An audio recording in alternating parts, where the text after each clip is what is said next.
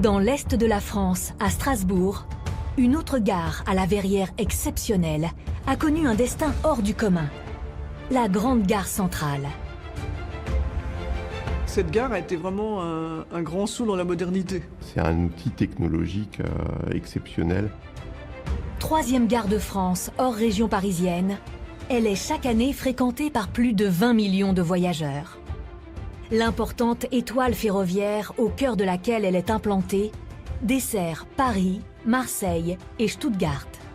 C'est une gare stratégique, une gare à la fois de voyageurs, une gare de marchandises et une gare de triage. Et ça va être la tête de pont d'un complexe ferroviaire extrêmement performant. Le bâtiment voyageur, construit par les Allemands en 1883, à la façade de style néo-renaissance, ornée de sculptures et de vitraux, se cache sous une immense verrière conçue pour doubler la surface d'exploitation et relier la salle souterraine du tramway en contrebas. Elle est monumentale, aérienne, spectaculaire. Une prouesse architecturale qui a permis de faire face à l'explosion du flux de voyageurs déversé par la ligne du TGV Est à son ouverture en 2007. Organiquement, une gare, c'est de l'architecture en réseau. Or, un réseau est constamment obligé de se moderniser. Sinon, il devient complètement caduque. Quand on a commencé à réfléchir à la façon d'accueillir les voyageurs lorsque le TGV arriverait, on s'est rendu compte de deux problèmes à résoudre. Le premier, et c'était le manque de place. Il fallait en gros accueillir à peu près 20 000 voyageurs de plus par jour. Vous savez qu'un voyageur, ça occupe avec sa valise 2 mètres carrés à peu près, donc il fallait 4 à 5 000 mètres carrés de plus pour accueillir ces voyageurs. Deuxième problème à résoudre, c'était que l'ensemble des modes de transport qui arrivent à la gare arrivaient à l'extérieur de celle-ci, et notamment le tramway. Les architectes étaient devant une espèce de dilemme, contradiction. Comment conserver sa façade assez monumentale en grès rose, et puis en même temps concilier la création d'espaces d'accueil nouveaux capables de traiter des foules plus importantes. Non seulement la gare est enclavée, mais sa façade est en plus protégée par son inscription à l'inventaire des monuments historiques. Impossible donc de toucher au mur pour agrandir le bâtiment voyageur. Pour résoudre cette difficile équation, la SNCF va faire appel à son cabinet d'architecture qui, depuis 1986, a jeté les bases de la conception des grandes gares contemporaines françaises. Ce bâtiment qui est emblématique de Strasbourg, en fait, on va le traiter comme on traite un objet très précieux, on va le mettre sous globe. C'est une grande verrière qui avance de 14 mètres à peu près au plus profond devant la gare, juste pour aller chercher les sorties du tramway. Il ne s'agissait pas de venir s'accrocher sur la façade en pierre historique de la gare. Une verrière autoporteuse comme à Strasbourg, c'est vraiment venir accoler un élément nouveau, mais en préservant totalement l'élément existant. Pour que l'ossature métallique ne touche pas la façade, elle est constituée de 16 pylônes indépendants profondément ancrés dans le sol, d'où partent autant d'arcs principaux en acier et des dizaines d'autres très fins. Le cintrage est maintenu à la manière d'une roue de vélo par un dispositif de câbles rayonnants à partir d'un moyeu central. Le tout est habillé de 900 panneaux en verre feuilleté. Ce verre, on croyait au début qu'on allait pouvoir le cintrer à froid, parce que vous savez que le verre c'est souple. Mais là, le verre, pour qu'il ne tombe pas sur les voyageurs s'il se casse, il est ce qu'on appelle feuilleté. Sur le principe des pare-brises de voiture, le verre feuilleté est constitué de 2 verres simples collés à un film plastique qui les sépare. Il offre une meilleure résistance au choc et plus de sécurité en cas de casse, mais il est moins facile à cintrer. Si vous essayez de le cintrer, le verre intérieur a un rayon plus court que le verre extérieur et ça marche pas. Donc il a fallu le cintrer à chaud. Et donc on a étudié la courbe de la verrière pour avoir seulement 3 moules avec des cercles de rayons plus ou moins grands pour rentrer dans les fours. Pour que l'air et la pluie ne s'infiltrent pas entre les deux bâtiments, la verrière est équipée d'un joint-balai qui repose délicatement sur le mur et l'eau est évacuée par les chéneaux du bâtiment d'origine. Quand on fait une structure comme ça, elle est totalement nouvelle. On n'avait jamais fait ça ailleurs. L'ensemble de ces procédés très innovants à l'époque laisse la possibilité de dégager totalement la façade historique de la structure si nécessaire. Mais comment cette verrière d'apparence si légère résiste-t-elle aux éléments naturels? Vous savez, souvent dans les structures, pour qu'elles résistent, on met ce qu'on appelle des croix de Saint-André, des câbles qui empêchent de bouger. Et là, on se disait, mais si on met des câbles dans 2 travées, ça va rompre la continuité du verre. Et donc, on a mis des câbles qui courent d'un bout à l'autre de la verrière, partout, très fins, dans les 2 sens. Quand le vent agit, ces câbles, selon les travées, ils doivent résister à des efforts différents. Donc, il a fallu régler la tension du câble de chaque travée. En gros, il y a 200 réglages pour que la verrière tienne. Autre point du cahier des charges à respecter, laissez voir l'ancienne gare depuis l'extérieur, selon la luminosité ou l'éclairage. Là, on a contacté le Centre scientifique et technique du bâtiment, qui a des logiciels informatiques qui permettent de simuler les reflets aux différentes heures du jour. Et donc, on a modélisé la façade, et puis on a vu apparaître les heures où le verre reflète et les heures où le verre laisse passer le regard.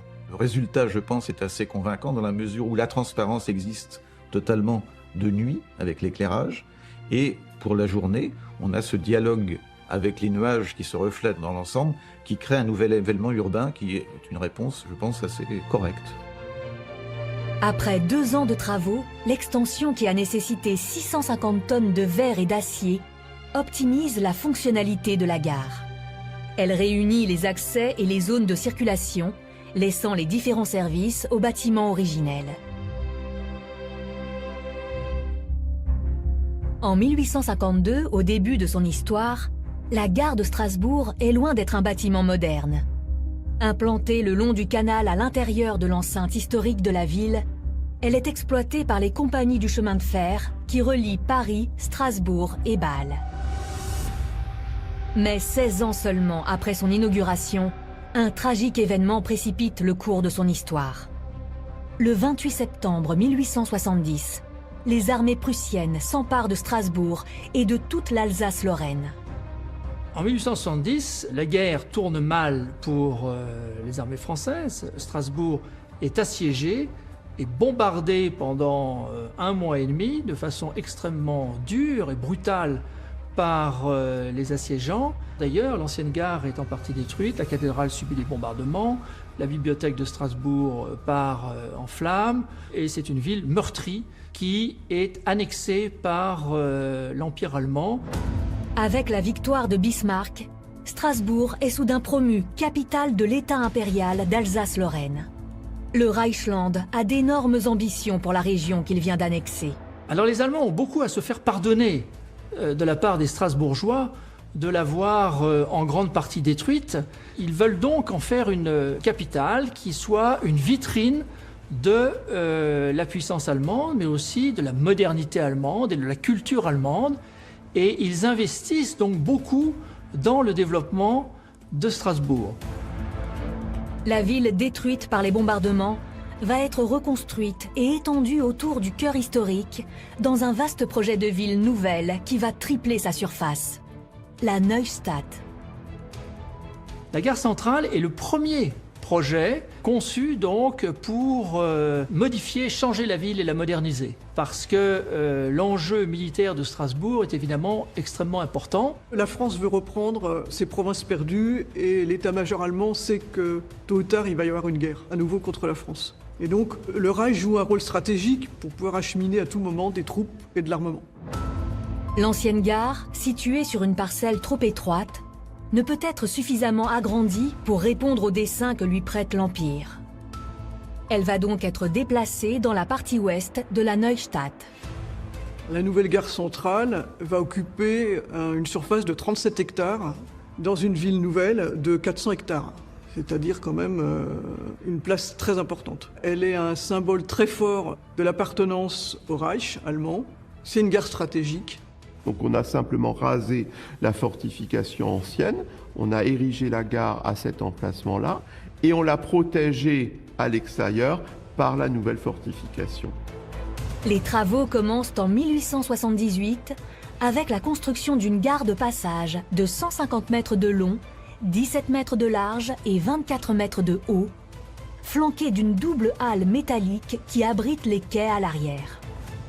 C'est un bâtiment qui ressemble plutôt à un palais florentin qu'à une gare. Parce qu'il n'y a pas ni de beffroi, ni de grande horloge, ni de structure véritablement qui permettent de deviner que c'est une gare. Le bâtiment des voyageurs a été construit en 2 ans, ce qui est très très court, grâce à l'emploi de matériaux nouveaux, notamment de structures métalliques très très importantes, puisque les plafonds, et notamment le plafond du hall de gare, est un plafond en zinc cannelé, avec tout un système d'ossature, de poutrelles métalliques entrecroisées. Les plafonds, évidemment, des souterrains sont voûtés en poutrelles IPN. Alors, ce sont des matériaux qui permettent à la fois de gagner en légèreté, mais également de pouvoir asseoir des charges très importantes.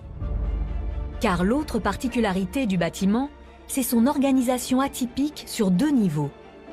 L'accueil et le tri des voyageurs ont lieu dans un hall de départ monumental de plein pied. Derrière, une série de couloirs et de tunnels supportent les quais et les voies ferrées situées à l'étage du dessus. Pour ce faire, on a dû faire des levées de terre, on a créé des talus. Donc on a une partie des quais qui sont surélevés, le niveau 0 étant le sol de la place et le hall des voyageurs. Alors, l'avantage d'une construction à 2 niveaux sur le flux des voyageurs, c'est de permettre la séparation complète des voyageurs entrants et des voyageurs sortants. C'est-à-dire que les voyageurs ne se croisent jamais, puisqu'ils sont accueillis par des tunnels différents. Et du coup, ça permet un flux de voyageurs extrêmement important. Par contre, après ces quais hauts, on a des quais bas qui sont au niveau, on va dire, du sol initial. Des quais bas destinés au fret et au transport de militaires situés après les 2 verrières, une condition imposée par l'armée afin de faciliter le débarquement des troupes venues d'Allemagne par convois entiers. Alors, la gare basse, elle a plusieurs fonctions. Il y avait un faisceau vers des grands entrepôts de fret, les bâtiments des douanes, un autre faisceau donc vers le dépôt, là où on remisait les locomotives. Donc au total, il y avait 92 voies ferrées en gare, hautes et basses mélangées. C'est gigantesque. L'ensemble de ces voies pénètre dans la ville intramuros par 2 tunnels ferroviaires placés sous la fortification au nord et au sud de la gare. Pour empêcher toute intrusion étrangère à l'intérieur des remparts, des portes blindées sécurisaient l'entrée des tunnels. La gare est un des manifestes politiques de l'appartenance de Strasbourg et de l'Alsace-Lorraine au Deuxième Reich. Et également, c'est un manifeste de la grandeur de l'Allemagne à cette époque, puisqu'elle bénéficiait des dernières technologies en matière d'éclairage électrique, en matière de chauffage central, et parce qu'elle était aussi autosuffisante au niveau énergétique. La question de l'électricité participe à celle de la modernité. À la fin du 19e siècle, la plupart de la population, par exemple, continue de se chauffer avec des poêles à bois, à charbon. L'éclairage, c'est de la bougie, c'est de la lampe à pétrole. Le 15 août 1883, lorsque la gare est éclairée pour la première fois, c'est tellement spectaculaire que les habitants vont rester sur les quais jusqu'à minuit pour vraiment se rassasier les yeux de cette splendeur nouvelle. C'est la fée électricité qui arrive à Strasbourg. Conçue comme une vitrine de la technologie allemande, la gare de Strasbourg est un bâtiment unique en son genre. S'il rappelle aux Strasbourgeois l'histoire tumultueuse de la ville rendue à la France après la Seconde Guerre mondiale, il vient aussi souligner son dynamisme et sa capacité à se moderniser. C'est une gare qui a su passer le cap de l'histoire, a su passer le cap de la transformation. D'une simple gare terminus en 1854, la gare centrale s'est transformée en un vaste pôle d'échange multimodal. Interface entre le train, le tramway, la route et ses nouvelles mobilités, elle a su s'adapter à l'augmentation massive du flux de passagers pour entrer de plein pied dans le XXIe siècle. C'est une gare réussie parce qu'elle a résisté au temps et elle participe d'une conception visionnaire finalement. Et c'est ça qui fait la qualité d'une gare, c'est de pouvoir anticiper les besoins futurs et de pouvoir s'adapter à une évolution que les concepteurs ne pouvaient pas eux-mêmes envisager.